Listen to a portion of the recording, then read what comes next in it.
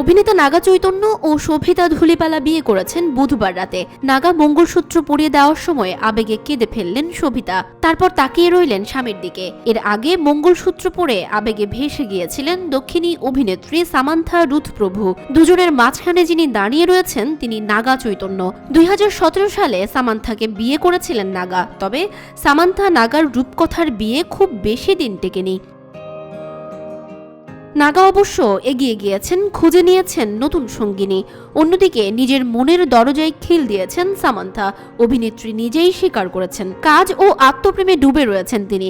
নাগা শোভিতার বিয়ে হওয়ার আগে থেকেই সামাজিক মাধ্যম থেকে নাগার সঙ্গে তার বিয়ের সমস্ত ছবি মুছে ফেলেছেন সামান্থা, কিন্তু সবটা পারেননি।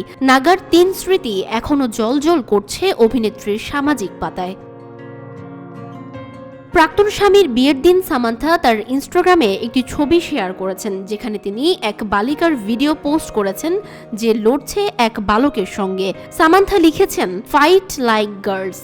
সামান্থার কথায় অপমানিত হলে লড়ে যাও। বিবাহ বিচ্ছেদের পর সামান্থা কর্মজীবনে যেমন সাফল্য পেয়েছেন, পাশাপাশি গুরুতর অসুস্থও হয়েছেন বেশ কয়েকবার। তবে তিনি যে থেমে থাকবেন না, নিজের কাছে নিজেই যেন প্রতিজ্ঞাবদ্ধ হয়েছেন এই অভিনেত্রী। তবু নাগা রয়ে গিয়েছেন সামান্থার সামাজিক পাতায়। সেখানে নাগার সঙ্গে 3টে ছবি দেখা যাচ্ছে। 3টি 2017 সালের। একটি বিজ্ঞাপনের শুটে, অন্যটি নাগার ও তার হাত পাশাপাশি রাখা। সামান্থা লিখেছেন, যেখানে তোমার ইচ্ছে নিয়ে চলো আমায়। আরেকটি ছবিতে নাগার পাশে দাঁড়িয়ে সঙ্গে রয়েছে তাদের বন্ধু বান্ধব। এছাড়াও একটি ছবি রয়েছে সামান্থার ইনস্টাগ্রামে, সেটি তাদের বিয়েরই ছবি।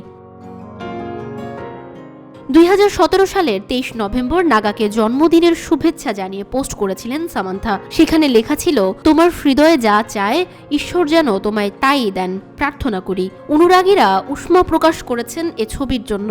তাদের দাবি, এ ছবি সরিয়ে ফেলে এবার এগিয়ে যাওয়া উচিত সামান্থারও।